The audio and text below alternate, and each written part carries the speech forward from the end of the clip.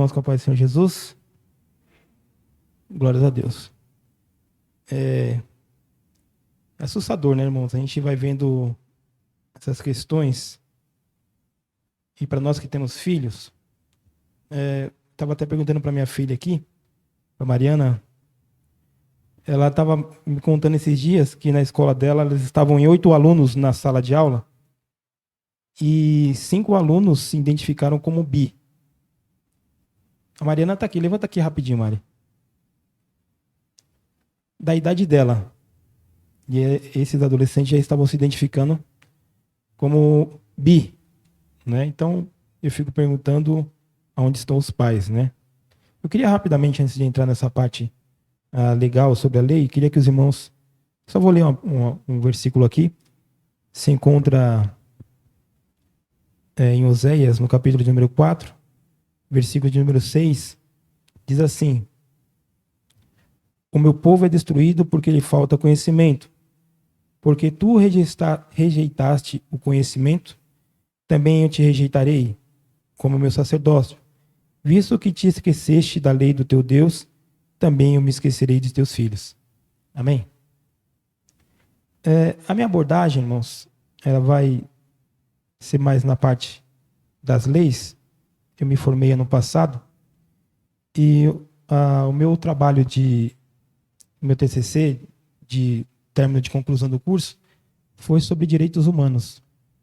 E quando a gente começa a estudar sobre a questão dos direitos humanos, a gente começa a ver que ela tem uma raiz, que ele tem os princípios que eles foram fundados em épocas, em tempos de medo, né? Logo após a Segunda Guerra Mundial, o nazismo. Então ali os direitos humanos eles começam a ser desenvolvidos ali. A dignidade da pessoa humana, do ser humano, ele ser tratado como homem, né? Como pessoa, como ser humano, em qualquer país. Então, quando a gente pega os tratados internacionais, como o Pacto de São José da Costa Rica, que os irmãos acho que já devem ter ouvido, que é a Convenção Americana de Direitos Humanos, ela começa a ser formada lá atrás.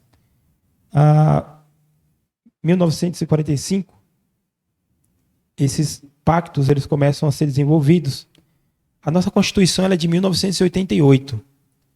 E a nossa Constituição, ela também é a nossa principal lei brasileira.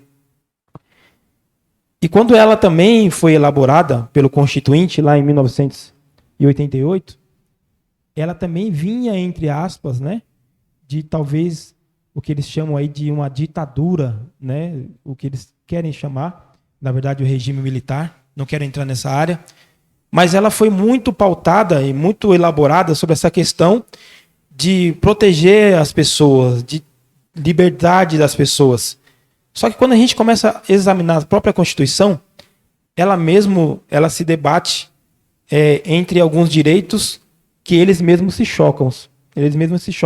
Quando a gente fala sobre o direito à vida, né, que todo ser humano ele tem direito à vida, por exemplo, mas você vê que até a vida ela é relativa em alguns pontos. Por exemplo, no caso de guerra, é autorizado que você possa tirar a vida de uma outra pessoa. Então, nem a vida ela é absoluta na nossa Constituição. Eu vou tratar rapidamente as questões legais. Eu queria que os irmãos identificassem essas partes que estão grifadas em vermelho. Então, constitui objetivos fundamentais da República Federativa do Brasil. Promover o bem de todos, sem preconceito de origem, raça, sexo, cor, idade e quaisquer outras formas de discriminação. Prevalência dos direitos humanos. Todos são iguais perante a lei, sem distinção de qualquer natureza, garantindo aos seus brasileiros e aos estrangeiros residentes no país a inviolabilidade do direito à vida, a liberdade, a igualdade, a segurança e a propriedade nos seguintes termos, né? E vai falar: homens e mulheres são iguais em direitos e obrigações nos termos dessa Constituição. Homens e mulheres. Ninguém será obrigado a fazer alguma coisa senão em virtude de lei. Isso aqui no direito é chamado de princípio da reserva legal. Ou seja, para que você seja obrigado a fazer alguma coisa, tem que haver uma lei. Se você é obrigado a fazer alguma coisa que não está na lei, isso é constrangimento ilegal. Quando você obriga a pessoa a fazer alguma coisa ou deixar de fazer alguma coisa quando não está na lei, isso é crime, né? Tipificado no Código Penal. Então, para tudo tem que haver uma lei. Então, os irmãos entendem que nada é possível se fazer se não tiver leis. Certo até aqui? Então, a nossa Constituição, ela fala sobre a prevalência dos direitos humanos. E ela também aborda que ninguém ela vai ser discriminada por sexo, cor, religião, e ela ainda coloca por outras formas de discriminação. Para mim, isso serviria para abarcar qualquer tipo de discriminação. Mas vamos lá.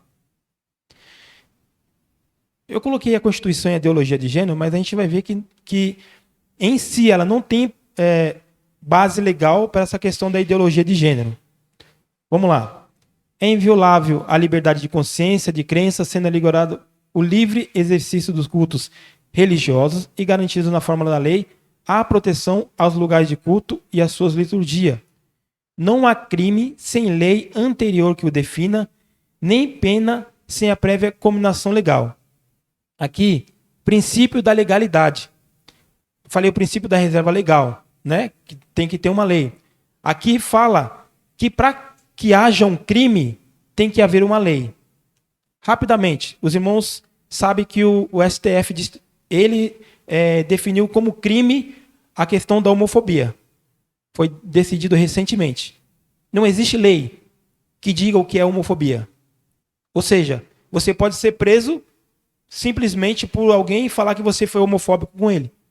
E esses termos, ele estão aí na sociedade, nessa sociedade, nisso que querem empurrar na gente. O Cavalcante falou sobre a questão da linguagem, né?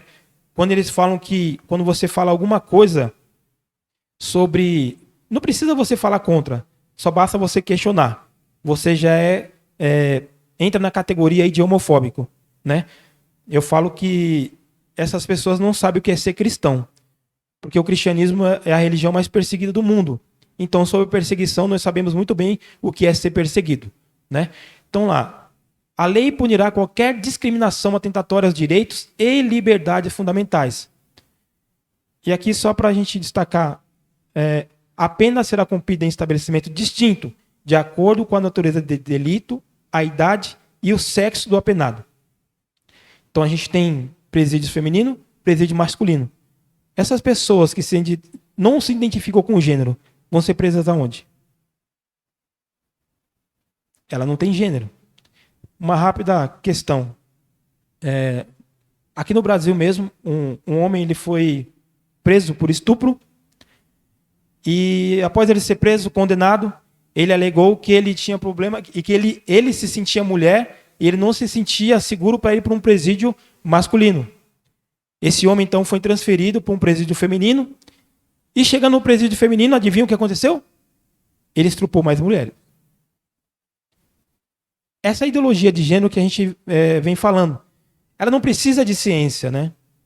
Basta que você sinta o que você é e você tem que respeitar aquela pessoa. São coisas absurdas que a gente vai vendo. Quando nós, que temos um pouco de noção das coisas, você começa a ver, você fala, não é possível que eu estou vendo isso, que eu estou ouvindo isso, né? Mas a gente vê essas coisas se concretizando. Então já começa um problema aí, né? Nós vamos ter que criar um tipo de presídio para cada gênero que essas pessoas tenham. As normas definidoras dos direitos e garantias fundamentais têm aplicação imediata. Os direitos e garantias expressos nessa Constituição não excluem outros decorrentes de regimes dos princípios por ela adotados ou por tratados internacionais que a República Federativa do Brasil seja parte. Então, o Brasil ele é signatário de alguns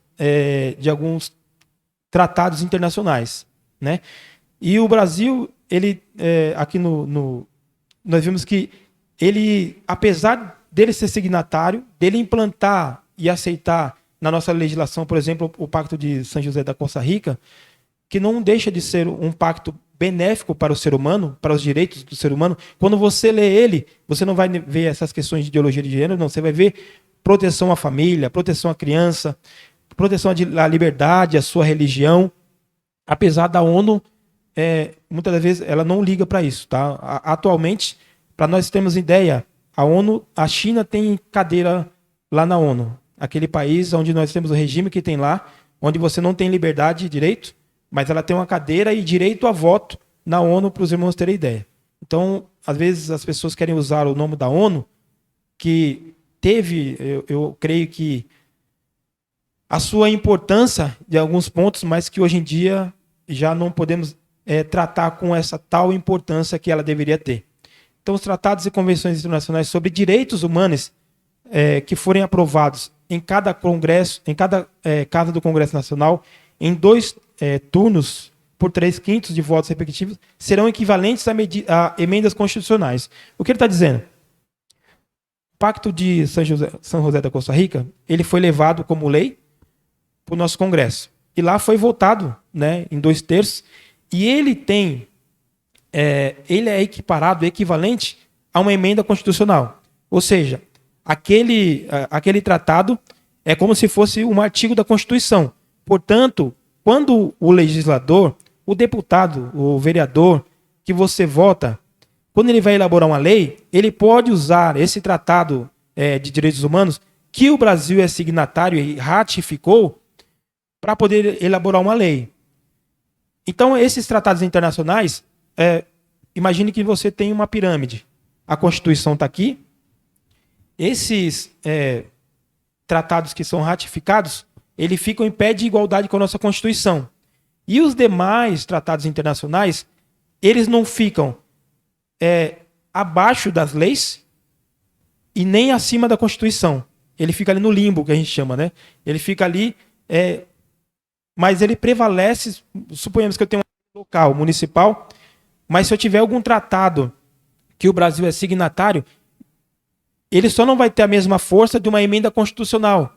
Mas a partir do momento que o Brasil ele ratifica e ele diz que ele é signatário, o Brasil tem que fazer por onde para cumprir esses pactos, para cumprir esses tratados. Então o Brasil vai tentando implementar. E a nossa Constituição fala que esses tratados sobre direitos humanos, né, eles vão ser implementados na legislação brasileira. Então a nossa Constituição ela vai abarcando tudo. Então vamos lá. Compete privativamente à União legislar sobre diretrizes e bases da educação nacional. Eu quero que os irmãos vejam sobre essa questão, sobre a União legislar sobre as questões de educação nacional.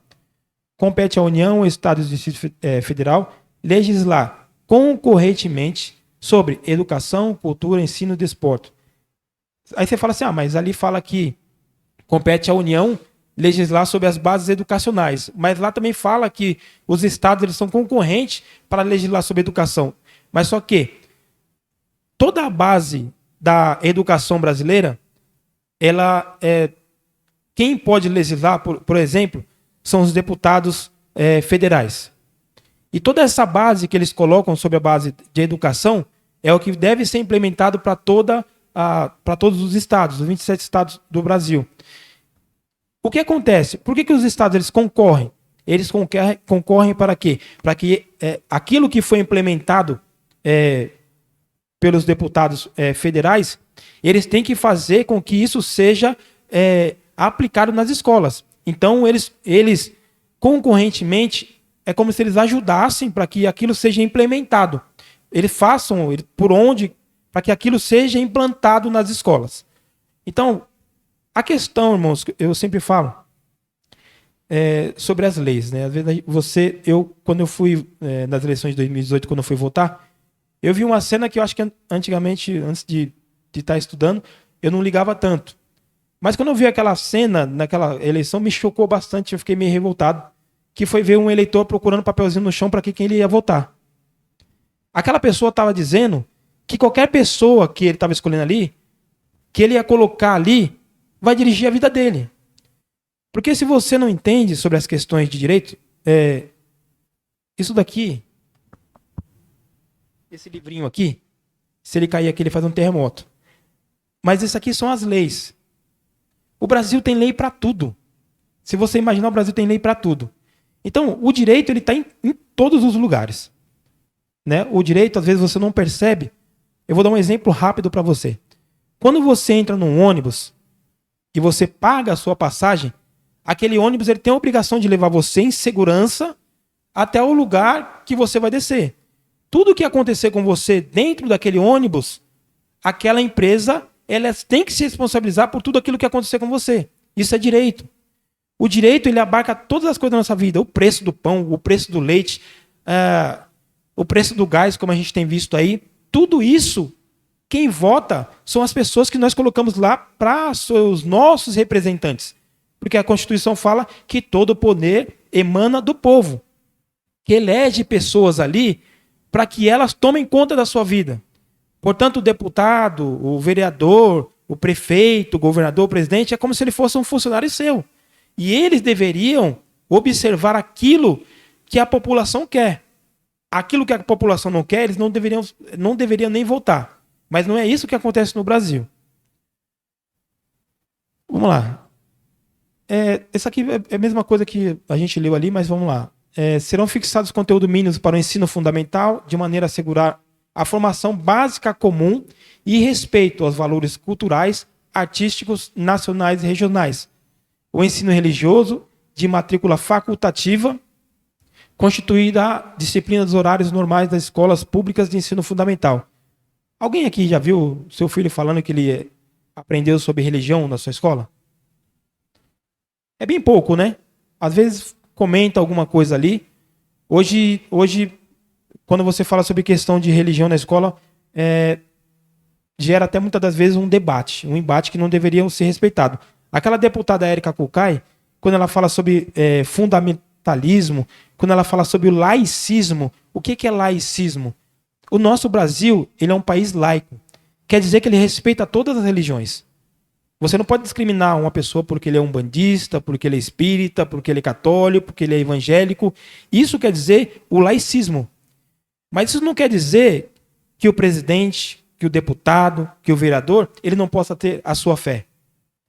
E não quer dizer que, com base na sua fé, ele possa elaborar leis para proteger aquilo que ele entende como princípios morais. Então, quando você coloca uma pessoa que está pouco se lixando, para a sua religião, para o que você pensa, você acha que ele vai se preocupar em fazer uma lei que vai afrontar a sua fé? Que vai intimidar o seu filho, que vai te obrigar a alguma coisa? Por exemplo, hoje o ensino ele é obrigatório. Se você não mandar o seu filho para a escola, o conselho tutelar vai bater na sua casa e vai falar, olha, o seu filho não está indo para a escola. Se você não mandar o seu filho para a escola, nós vamos tomar o poder que você tem de pai e nós vamos tomar os filhos de você. Porque você não está mandando o seu filho para estudar. E não deveria ser assim, né? Mas vamos lá. O ensino fundamental regular será ministrado em língua portuguesa. Assegurada às comunidades indígenas também a utilização de suas línguas maternas e processos próprios de aprendizagem. Nós vemos aqui que os índios é algo à parte, né? Agora você imagina o dialeto neutro. Você imagina você... porque o ideal é assim.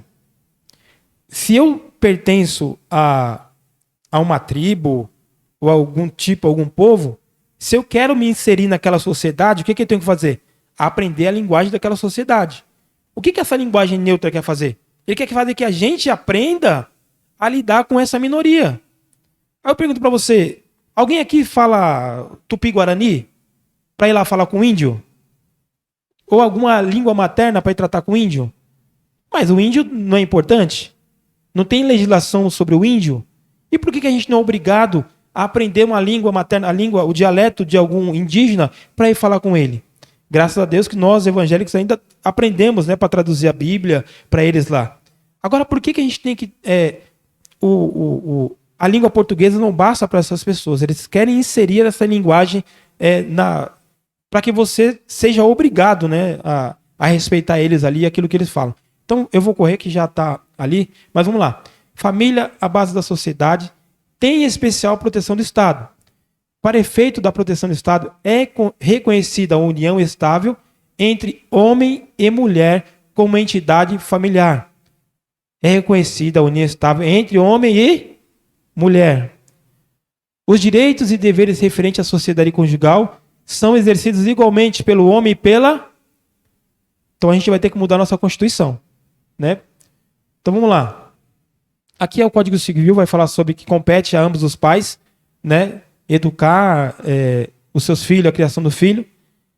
O ECA diz que a criança ou adolescente tem direito à liberdade, ao respeito, à dignidade como pessoas humanas em processo de desenvolvimento e como sujeitos de direitos civis, humanos e sociais garantidos na Constituição e nas leis. Bom, deixa eu correr aqui. Isso aqui também faz parte do ECA, são direitos aqui das crianças e adolescentes. O ECA também ele garante o direito e o respeito na inviolabilidade, na integridade física, psíquica e moral da criança e do adolescente, abrangendo a imagem, identidade, a autonomia dos valores, ideias, crenças e espaços e objetos. É dever de todos velar pela dignidade da criança e do adolescente, pondo-os a salvo de qualquer tratamento desumano, violento, aterrorizante, vexatório ou constrangedor. Suponhamos, tá, irmão, que na escola da minha filha tem uma criança que é assim. Ela é menina, mas ela se veste como menino e ela se sente como menino. A escola não pode destratar ela. Ninguém pode destratar ninguém. E isso, o que eles querem dizer quando eles querem implantar isso daí, é que eles querem um respeito. Que todas as pessoas têm que ser respeitadas, têm que ser dignas de um tratamento condigno. Mas o que nós vimos aqui é que a Constituição já garante para todas as pessoas. Independente de sexo, de crença, de tudo aquilo que ela quiser ser. A ECA também, ela protege. Então, se essa criança ela quiser ter isso daí, ninguém vai constranger ela. Ela vai chegar, o professor vai tratar ela lá, mas o que eles estão querendo é impor. Tá? Então, vou tentar correr aqui. Isso aqui o Cavalcante passou. Isso aqui, irmãos, está no site da Prefeitura de São Bernardo do Campo. Foi tratado agora em 2021. Você pode ver, depois a gente vai mandar para os irmãos, que a questão do gênero ele vem ligado à questão do feminismo e essa questão de luta, né? Irmão, não se iluda com esses nomes que aparentemente são bonitinhos, tá?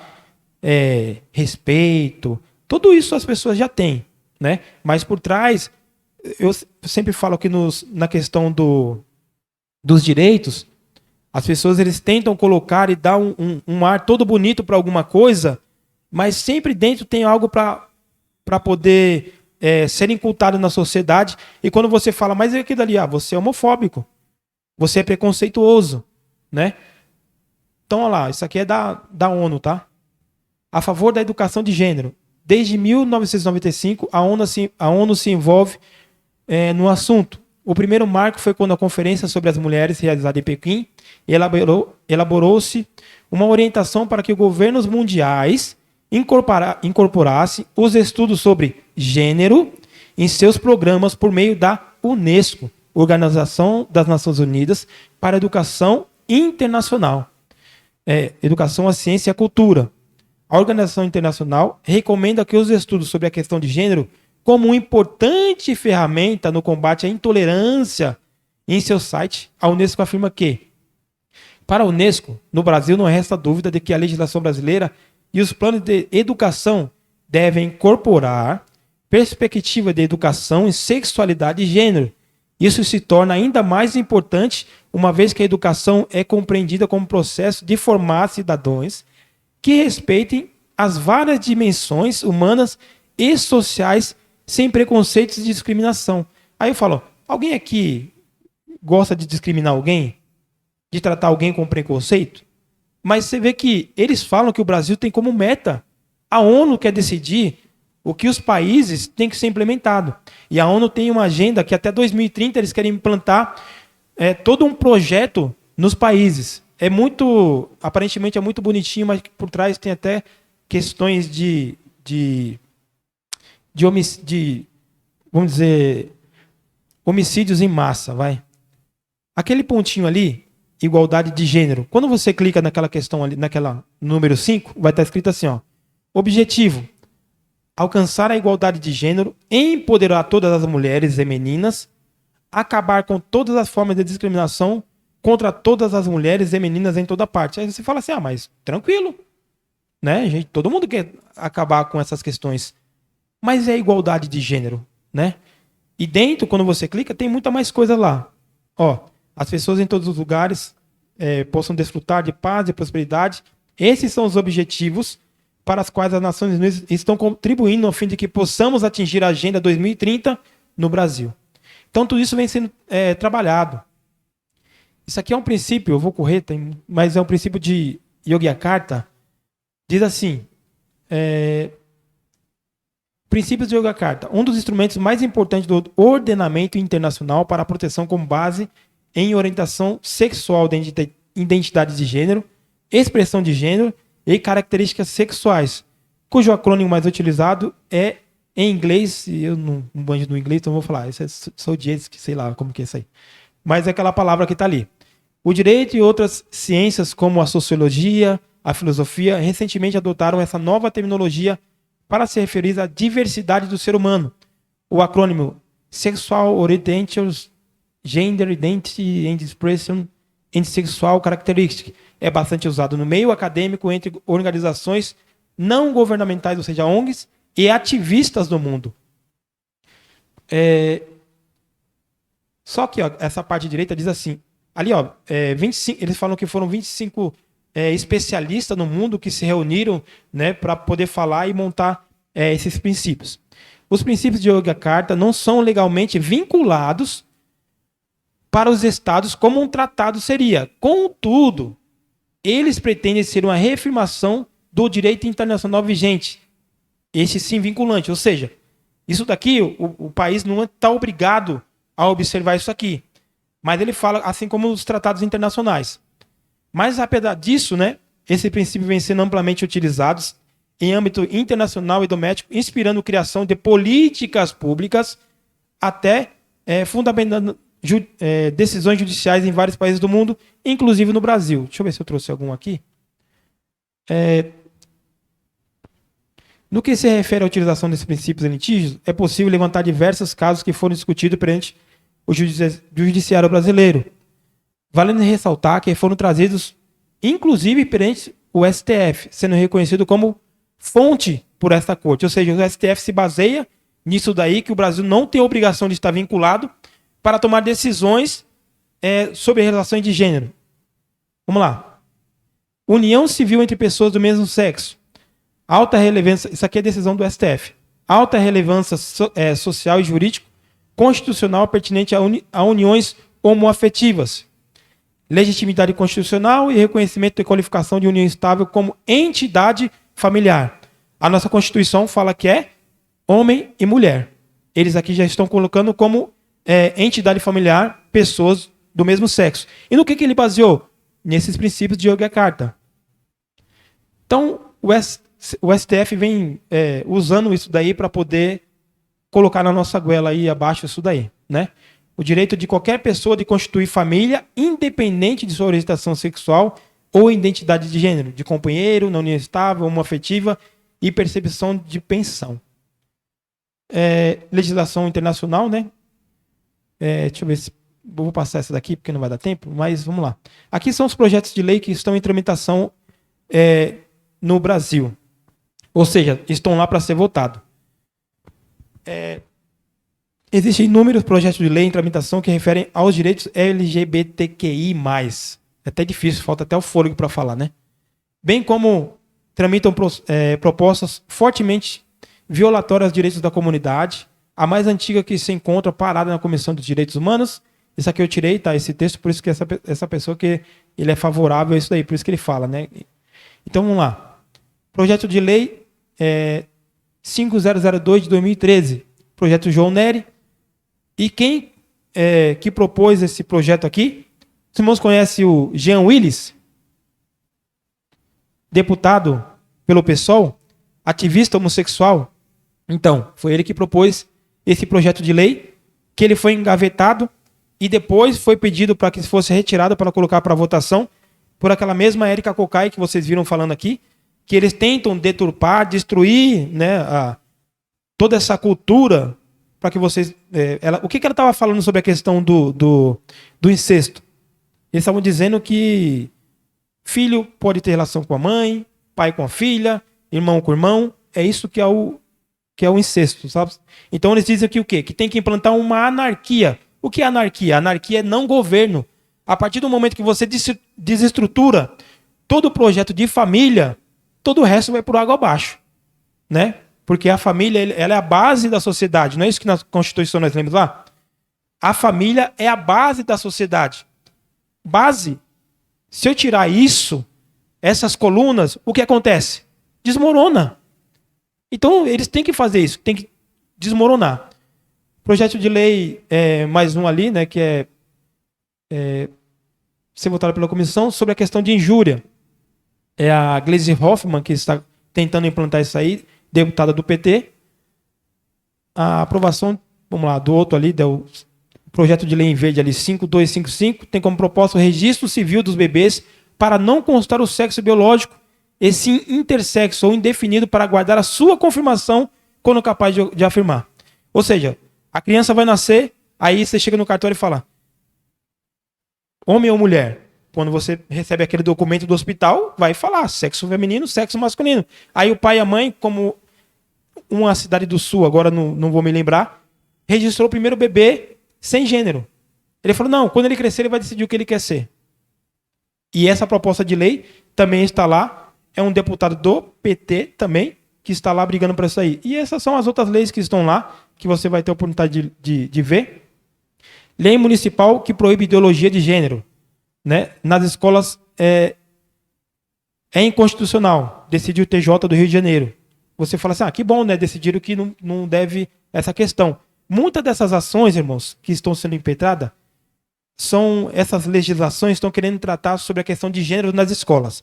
Então, o que alguém faz? O Ministério Público, ele vai lá e aciona o juiz, o tribunal, falando, olha, o vereador ele não pode legislar sobre isso, porque a nossa Constituição é a única que pode tratar sobre isso. E aí isso sobe para onde? Para o STF. Olha lá, sobre a questão de... Para o Procurador do Estado do Rio de Janeiro, a lei violou a competência da União de legislar. Aí vai para o STF. Ações semelhantes no STF são de outros estados, né? Ideologia de gênero e sexualidade na escola, uma educação para a cidadania e atualidades. Vou correr aqui. Tudo isso está subindo para o STF. O que é que vai acontecer? Rapidamente, para a gente tratar disso daqui, eu nem vou tratar desses outros assuntos, vai para vocês. O que está acontecendo? Quando você tem um choque entre leis, alguém tem que decidir sobre isso. Por exemplo, a questão da homofobia. Foram impetrando ações no STF. E o que o STF tem que fazer?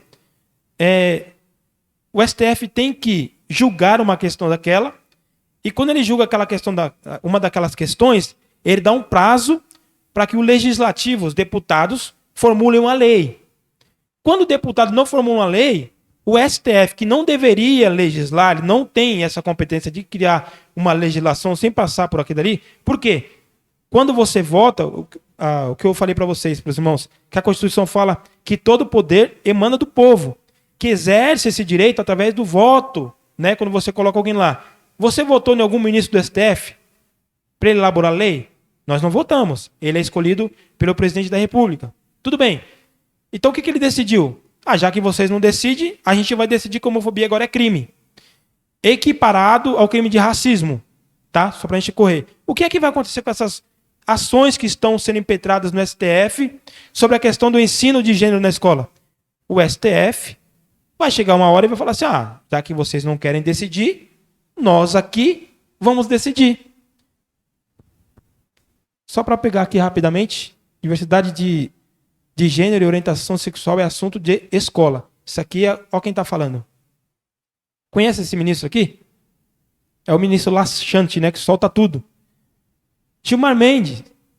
Leis federais protegem o pluralismo de ideias e concepções pedagógicas e o fomento à liberdade e à tolerância.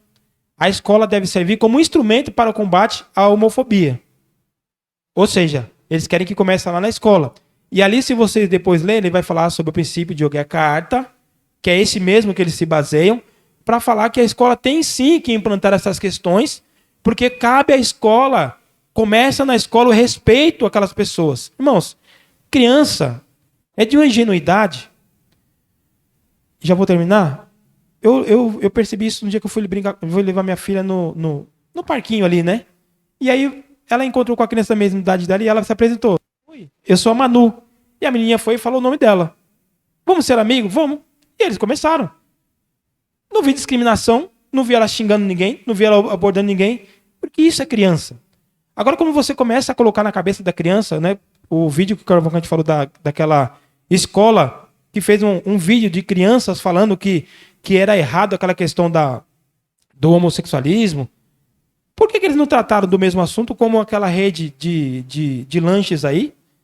Ela fez aquela propaganda e empurrou na nossa... para quem quisesse ver aquilo dali. Por que aquilo não é ofensa para quem é hétero? Para quem não concorda com aquilo? Por que só eu sou intolerante por não aceitar esse tipo de coisa, mas eles não são considerados intolerantes quando a gente fala que nós somos heterossexuais? Então, essa lógica é um negócio meio doido. Quando essas pessoas falam que não existe legislação de proteção, vamos lá. Leis sobre orientação sexual no mundo, olha lá. Proteção contra a discriminação por orientação sexual. Proteção constitucional. Aquele azulzinho forte, tá vendo? Ampla proteção. Tem um outro azul ali. Proteção no emprego. Vocês estão vendo? Eu estou vendo ali, a maioria está em azul. Ou não? Quer dizer que essas pessoas, eles têm muita proteção. Tem proteção muito mais do que eu e você. Talvez se alguém que se sinta, né, nenhum dessas homossexual, alguma coisa, e o patrão hoje em dia mande essa pessoa embora, e essa pessoa alegue que ela foi mandada porque ela é homossexual, esse camarada pode ser tratado, pode ser incriminado por homofobia e ser obrigado a recontratar essa pessoa. Porque o STF decidiu sobre a questão de homofobia comparada à questão de racismo. É uma questão muito subjetiva.